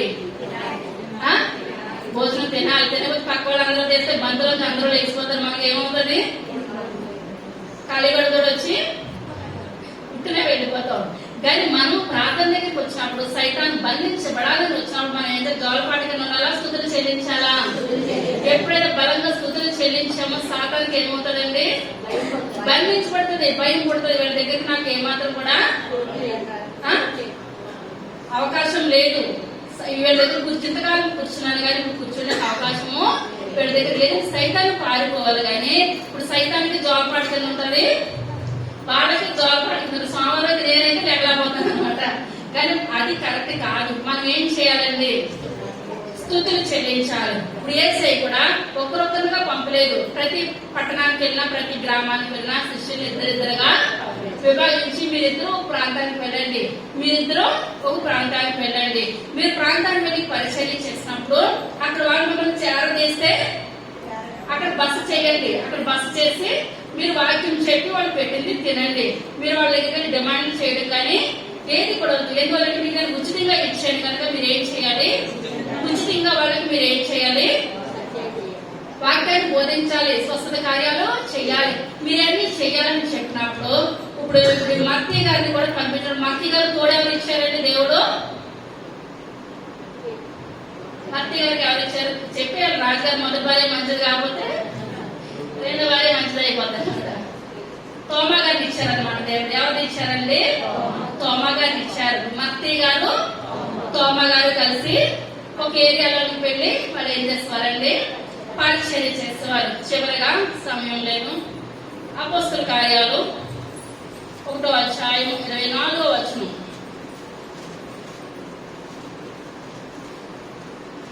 ఇట్లని ప్రార్థన చేసిరి అందరి హృదయంలో ఎరిగి ఉన్న ప్రభువా. 15వ వచనం నుంచి చదువు. 15. ఆ కాలమందు ఇంచుమించు 120 మంది సహోదరులు కూడి ఉండగా పేతురు వారి మధ్య నిలిచి ఇట్లనెను, సహోదరులారా, యేసును పట్టుకున్న వారికి త్రోవ చూపిన యోధాను గూర్చి పరిశుద్ధాత్మ దావీదు ద్వారా పూర్వము పలికిన లేఖనము నెరవేరవలసి ఉండెను. అతడు మనలో ఒకడుగా ఎంచబడిన వాడే ఈ పరిచర్యలో పాలు పొందెను. ఈ యోధా ద్రోహం వల్ల సంపాదించిన రూపలనిచ్చి ఒక పొలము కొనెను. అతడు తలకిందుగా పడి నడిమికి బద్దలైనందున అతని పేదలకి బయటికి వచ్చెను. ఈ సంగతి యెరూషలేములో కాపురమున్న వారికి అందరికీ తెలియవచ్చిన కనుక వారి భాషలో ఆ పొలము అజ్ఞాతమ అనబడి ఉన్నది. దానికి రక్తభూమి అని అర్థము. ఇందుకు ప్రమాణముగా అతని ఇల్లు పాడైపోవును గాక, దానిలో ఎవడినా కాపురం ఉండకపోవును గాక, అతని ఉద్యోగము వేరొకడు తీసుకొనును గాక అని కీర్తన గ్రంథంలో వ్రాయబడి ఉన్నది. కాబట్టి యోహాను బాప్తిస్మం ఇచ్చినది మొదలుకొని ప్రభువైన యేసు మన యొద్ద నుండి పరలోకమునకు చేర్చుకొనబడిన దినము వరకు ఆయన మన మధ్య సంచరించుచుండిన కాలమంతయు మనతో కలిసి ఉన్న వీరిలో ఒకడు మనతో కూడా ఆయన పునరుద్ధానం గురించి సాక్షి అయ్యుట ఆవశ్యకమని చెప్పాను. చాలా. ఇప్పుడు ఏమైందంటే యేసయ్య ఉన్నంతసేపు కూడా యేసయ్య ఎన్ని సంవత్సరాలు ఉన్నారండి లోకంలో? 33 సంవత్సరాలు. పరిచర్య భయంకరమైన పరిచర్య అన్నారు చేశారు. 3.5 సంవత్సరాలు కఠినమైన పరిచర్య చేశారు. పరిచర్య చేసి ఎంతో మందిని స్వస్థపరిచారు. ప్లస్ ఆయన అనరాని మాటలు అనిపించుకున్నారు. ఏమైతే ఇప్పుడు ఎంతకాలం ఉన్నారండి? 33.5 సంవత్సరాలు ఈ లోకంలో ఉన్నారు. 33.5 సంవత్సరాలు ఈ లోకంలో ఉన్నప్పుడు అక్కడ యేసయ్య కూడా యేసయ్య డబ్బు సంచి కొరకు తిరుగుతూనే ఉన్నాడు. కానీ ఆయన ఆశ్చర్య కార్యాలు ఒక్క కార్యం కూడా ఆయనకి ఏమాత్రం కూడా చెవుల్లోనూ పడలేదు. ఆయన ఇంత గొప్ప దేవుడు కదా, వీరికి మిగిలిన వాళ్ళందరూ కూడా ఎలా నమ్మకం ఉన్నారు, నేను కూడా ఆ విధంగా నేను నమ్మకం ఉండాలి కదా అని అనుకోలేదు. అనుకోకుండా ఇప్పుడు యేసయ్య దగ్గరికి వచ్చి ఒక స్త్రీ పే చేసిందండి అత్తర గుడ్డిని పగలగొట్టి ఆయన పాదాలు తుడుస్తూ ఉంటే తన తల వెంట్రుకలతో తుడుస్తూ ఉంటే ఇప్పుడు అందరూ సంతోషించారు, యేసయ్యని సన్మానం చేస్తున్నారంటే. కానీ ఈయన వచ్చి ఏమంటున్నాడు, ఎంత అత్తరు ఎందుకు, యేసయ్యకి వేయడం ఎందుకు, ఇదే అమ్మేసేసి డబ్బు ఇచ్చేస్తే బీదలకు ఇస్తాం కదా అని అంటే యేసయ్య అంటారు, బీదలు ఎల్లప్పుడూ కూడా మీతోటే ఉంటారు, నేనైతే కొద్ది రోజుల్లోనూ పరలోకానికి ఆరోహణమై వెళ్ళిపోతుంది. నిజంగా బీదల మీద ఆశపడి కాదు, ఏంటంటే ఆ డబ్బు కూడా ఇస్కరియోతు యోధా తీసేసుకోవాలని నమ్మి ఆ చివరికి యేసయ్యని కూడా అమ్మేశాడు వెండి కొరకు. అమ్మేసినప్పుడు ఇప్పుడు అతను చివరికి అంతా అయిపోయిన తర్వాత యేసయ్యని సిలువ వేసేసినప్పుడు అప్పుడు అనుకున్నాడు, నేను డబ్బు కొరకు ఎన్ని పాపాలు చేశాను, ఇప్పుడు ప్రతిదీ పాపము ఇప్పుడు అతనితో వెళ్ళిపోదండి. ఎవరెవరితో వెళ్తుంది, పిల్లలు తరతరాలు మన దేవుని సన్నిధానానికి వచ్చి మనం పుణ్యం చేస్తే మన పుణ్యం తరతరాలు వెళ్ళిపోతుంది. మన దేవుని విరుద్ధంగా చేసినట్లయితే పాపం ఎలాగెళ్తుందండి, అది కూడా తరతరాలే వెళ్ళిపోతుంది. కనుకనే మనం మాట్లాడిన మాట చేసిన ప్రతిదీ కూడా మనం ఏం చేయాలి, ఆచితూచి మాట్లాడాలి. ప్రభా నా పిల్లలకి దీవెన తెచ్చే కార్యం నేను చేస్తున్నానా, నా పిల్లలకి శాపం తెచ్చే కార్యం నేను చేస్తున్నానా, మనలో మనము ఆలోచించుకోవాలి. కానీ ఎటువంటి ఆలోచన లేకుండా చేశాడు ఇస్కరియోతు యోధా. చివరికి యేసయ్యని పట్టించేసిన తర్వాత ఆ యొక్క వెండి నాకు వద్దు అని దేవాలయంలోకి వెళ్ళినప్పుడు అక్కడ వాళ్ళు అంటున్నారు, ఏమంటున్నారు, ఇది పాపం సొమ్ము, ఒక నీతిమంతుని అప్పగించేస్తావు, ఈ డబ్బు మాకు వద్దు, ఈ డబ్బు మాకు వద్దు, నువ్వే పట్టుకెళ్ళిపో వెండి రూపం నువ్వే పట్టుకెళ్ళిపోనంటే ఒక సమాధిలో ఒక భూమి కొన్నాడు. కొన్న తర్వాత ఇంకేమాత్రం కూడా మనశ్శాంతి లేదు, గురి పెట్టేసుకున్నాడు. గురి పెట్టేసుకొని కిందకు పడిపోయినప్పుడు అతని పేగు చీలిపోయి ఆ పేగులన్నీ ఏమైపోయినాయండి, బయటికి వచ్చేసినాయి. అదే 10 వచ్చిన తల క్రిందులుగా పడి నడిమికి బద్దలైనందున చాలా అండి, పేగులన్నీ ఎలాగొచ్చేసినాయి, బయటికి వచ్చేసినాయి. మనం ఎలా జీవించామన్నది కాదు, మన మరణం ఎలా ఉండాలండి, మంచిగా ఉండాలి. 10 మంది మనం నెత్తి దగ్గర కూర్చొని ఈమె జీవించినంత కాలం కూడా ద్వారక చనిపోయిన తర్వాత రాత్రి కూడా అక్కడ ఆ సంఘస్థులు ఏమని మాట్లాడారు, ఈమె చాలా మంచిది, మనకు వస్త్రాలు కుట్టింది, మనకు అది చేసేది ఇది చేసేది. మనం ఎప్పుడు కూడా ఈ లోకంలో మనం ఏం తెచ్చుకోవాలండి, మంచి పేరు తెచ్చుకోవాలి. కానీ ఇస్కరియోతు యోధాలో మంచి పేరు ఉన్నదా, ఈ డబ్బు గురించి ఇంతంతా కష్టపడ్డాడు. ఎటువంటి మరణం వచ్చింది, భయంకరమైన మరణం. పేగులన్నీ కూడా నడుము బద్దలైపోయింది అనమాట, నడుము బద్దలైపోయి చీలిపోయి ఆ పేగులన్నీ కూడా బయట పడిపోయి మనం ఎవరితో పెట్టుకున్న దేవుడితో ఏమాత్రం కూడా మనము పెట్టుకోవద్దు. ఎందువల్లంటే ముందు వారు మనం చెప్పుకున్నాం, ఇప్పుడు దేవునితో అవునని కానీ కాదని కానీ మనం చెప్పినట్లయితే ఎవరికంటే శిక్ష ఉన్నట్టే మనం మాట్లాడాలి. సొంత అక్క మాట్లాడింది, మిరియాము మోషే గారి గురించి దేవుడు ఏం చేశాడు, కుష్టి వ్యాధి పెట్టేసాడు అనమాట. ఏ వ్యాధి వచ్చినా పర్లేదు, కుష్టి వ్యాధి తరతరాలది వెళ్ళిపోతూనే ఉంటది.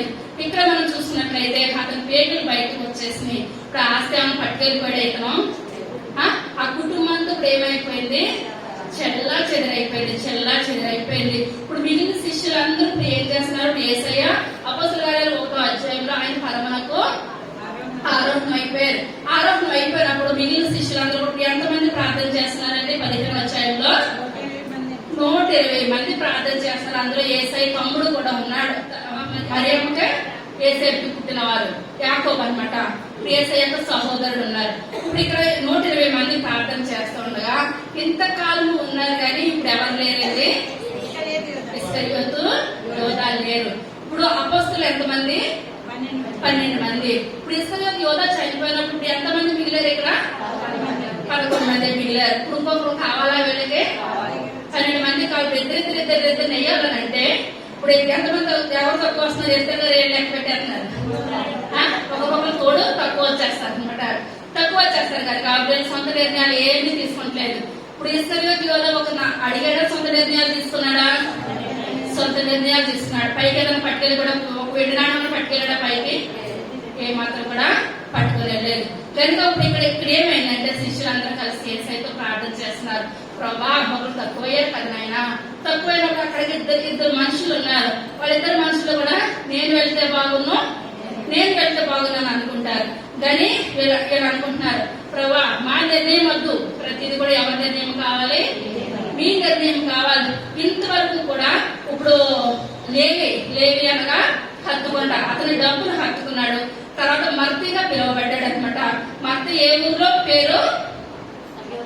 గలిలయలో పేరు. ఇప్పుడు మర్తి ఎంతగా తిరిగినప్పుడు ఏసైకి సిలువ వేసారు. ఏసై మళ్ళీ లోకంలోకి వచ్చారు. 40 దినాలు వేడుకుంటున్నారు. మళ్ళీ ఆరోహణం అయిపోయారు. ఇప్పుడు ఆ వృత్తి మానేయమంటే ఫైనాన్స్ వ్యాపారం మానేసాడు కదా. మానేసినప్పుడు ఇతనికి ఒక ఆలోచన రావచ్చు. ఏ ఆలోచన?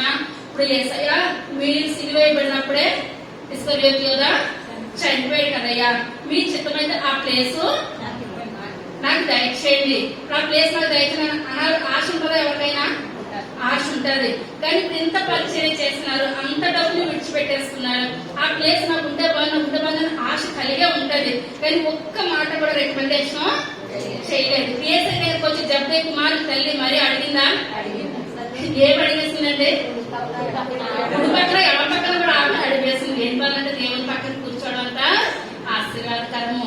కానీ ఇప్పుడు ఈయన అడగాలి కదా, మంత్రి గారు అడగాలంటారా? కానీ ఆయన మళ్ళా ఆరోగ్యం అయిపోయి వెళ్ళిపోయారు. కానీ ఆ ప్లేస్ నాకు దయచేయండి ప్రభావం మంత్రి గారు ఏమాత్రం కూడా అడగలేదు. ఏదైనా నీ చిత్తం ప్రభావం, నేను ఇంతకాలము పెద్దగా వ్యాపారం చేస్తాను, అది మీ మాట ఆలకించని నేను తప్పని తెలుసుకున్నాను. నేను మీ సేవలో జీవిస్తాను. మీకు నేను నమ్మకంగా జీవిస్తాను. పదవులు కాదు, నాకు ఏది కూడా కాదు అని అనుకున్నారంటే అంతకు మించి ఏది కూడా ఆశించలేదు. అదే అర్జెంట్ స్పీడ్ వెళ్ళిపోతాం. సమయం 23వ వచనం.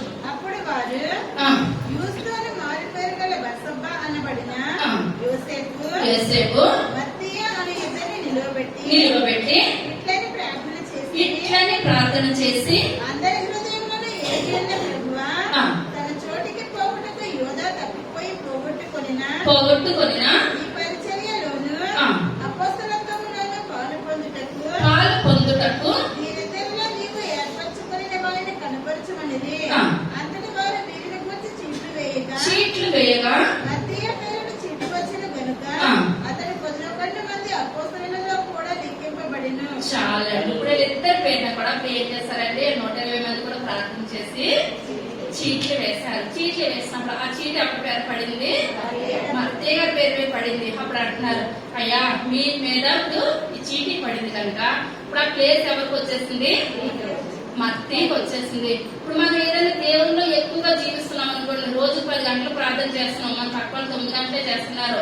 ఇప్పుడు మనం ఢీకొట్టలేకపోతున్నారు. మనం ఇదే లెవెల్లో వెళ్తే మనం ఎప్పటికీ గొడవలో ఓడించలేరు. మనం సరిపోయిందిలే అని అనుకుని కిందకు వచ్చేవాటి ఏం చేస్తారు, ఆ ప్లేస్ ఇంకొకరికి వెళ్ళిపోదు. ఇప్పుడు నమ్మకంగా ఉన్నట్లయితే ఇస్కరియోతు ప్లేస్ వీళ్ళు వస్తుందంటారు. ఇప్పుడు ఈ మత్తి గారికి వచ్చినంటారా? ఏమాట కూడా రాదు. కానీ ఏసై లోకంలో ఉన్నప్పుడే ముందే మత్తిని విడిచిపెట్టుకున్నాడు. ఎందువల్ల మత్తిగా నీకు ఏ ప్లేస్ ఉంది? శిష్యులో నువ్వు చేర్చబడతావు. ఇస్కరియోతు ఏం చేస్తారు? డబ్బు కొరకు పక్కకి జరిగిపోతారు. ఒక్క పూట కూటి కొరకు ఏం చేస్తారండి? యెషావు జ్యేష్ఠత్వం నమ్మేసినటువంటి భ్రష్టుడు ఈ లోకంలో ఉండడం దేవుడు మాట్లాడుతున్నాడు. ఎక్కడ చూస్తున్నట్లయితే ఇప్పుడు ఇస్కరియోతు డబ్బుకు పక్కకి వెళ్ళిపోతాడు. ఆ ప్లేస్ లో ఎవరు వచ్చేస్తారు? మత్తి వచ్చేస్తాడని యేసయ్యకి ముందే తెలుసు. కానీ మత్తి ఏం చేస్తాడండి? ఆ ఇస్కరియోతు ప్లేస్ లో ఈయన వచ్చేసేసారు. అప్పుడు వరకు కూడా ఏ ఒక్క నోటు మాటతో కూడా అడగలేదు. మనకి పదవులకు అది ఏది ఇవ్వాలన్నా, ఆస్తి వలన, బిడ్డల వలన, ఐశ్వర్యం వలన మనం కాంగా మనం స్తుతులు చెల్లించాలి, ప్రార్థన చేయాలా. నమ్మకమైన వారికి మెండైన దీవెనలు, ఆశీర్వాదాలు, ఏసై చేతులు ఆశీర్వాదాలు ఉన్నారు. మన లోకమంతా ఒకటైనా సరే మనం ఏమీ చేయలేదు. లోకమంతా ఒకటైంది, ఏసై ఒక్కరు ఒకటయ్యారు. ఎవరైనా జ్ఞానం చేయగలిగారండి ఏసైని? ఎవరు కూడా ఏమీ చేయలేదు. మన దేవుని చేతిలో ఉన్నంత సేపు కూడా మనము ఈ లోకానికి జడవలసిన అవసరం అయితే ఏది కూడా లేదు. మత్తయి సువార్త 1వ అధ్యాయము 17వ వచనం. ఇట్లు అబ్రహాము మొదలుకొని దావీదు వరకు తరములని 14 తరములు దావీదు మొదలుకొని యూదులు బబులోనుకు కొనిపోబడిన కాలం వరకు 14 తరములు బబులోనుకు కొనిపోబడినది మొదలుకొని క్రీస్తు వరకు 14 తరములు. మొత్తం ఎంతండి?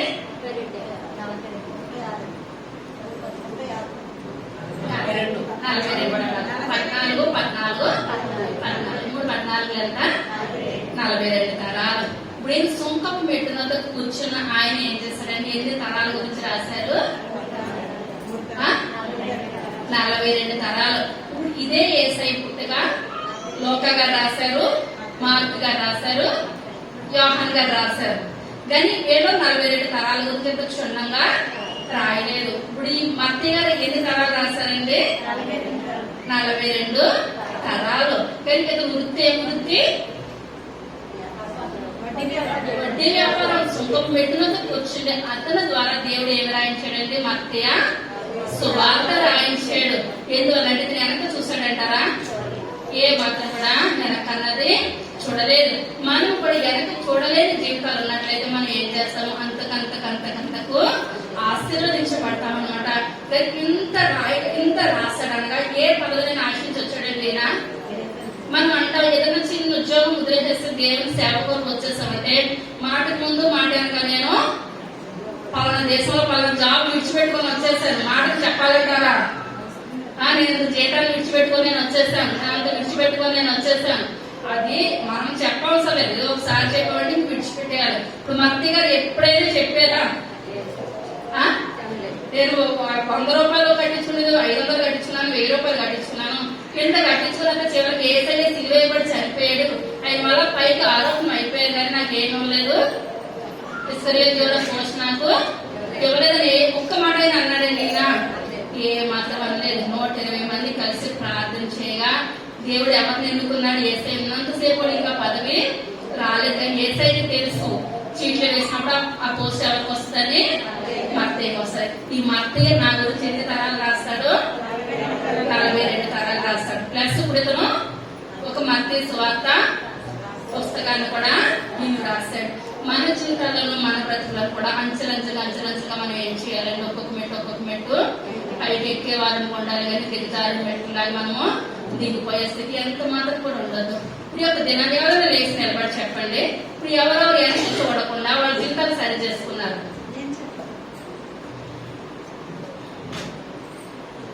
మొదటిగా చూసిన వారు లేవి అండి. ఆయన మరొక పేరు మత్తయి అండి. తర్వాత సమరస్త్రీ తన జీవితాన్ని విడిచిపెట్టి కాకుండా పగలగొట్టేసి మళ్ళీ అయితే వెనక్కి తిరిగి చూడలేదు. తర్వాత జక్కయ్య గారు కూడా తన జీవితాన్ని విడిచిపెట్టేసి వెనక్కి తిరిగి చూడలేదు. అబ్రహాం గారు కూడా దేవుడు చెప్పిన స్థలానికి వెళ్ళారనుకుంటున్నాను. అందరూ చూడలేదు. శిష్యులు కూడా యేసయ్యను వెంబడించారండి. వాళ్ళు కూడా సమస్తాన్ని వదిలిపెట్టేస్తాను, నేను వెంబడిస్తాననేసి చెప్పారు. అలాగే తర్వాత అర్థమైంది గుడ్డు భిక్షకుడండి.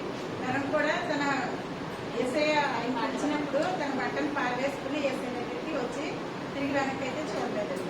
చెప్పండి పడదాం.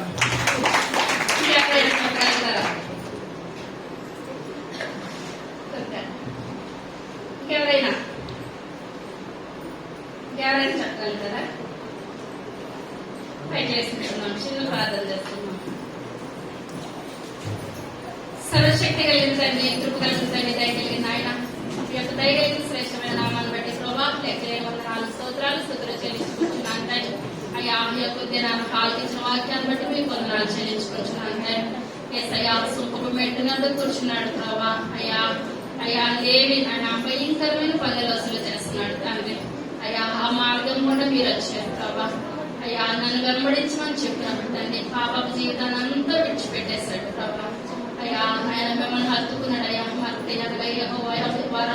మహాత్యమని పాపం అయ్యా మీ యొక్క సన్నిధిలోకి చేరాడు ప్రభా.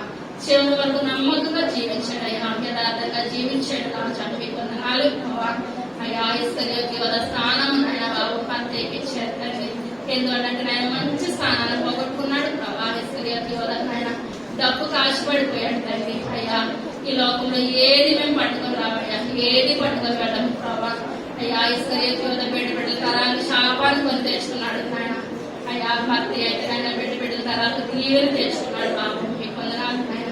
మేము యొక్క సన్నిధిలోకి వచ్చిన ఆయన పాపాన్ని పట్టుకెళ్లే వారిగా ఉన్నామా ప్రభా.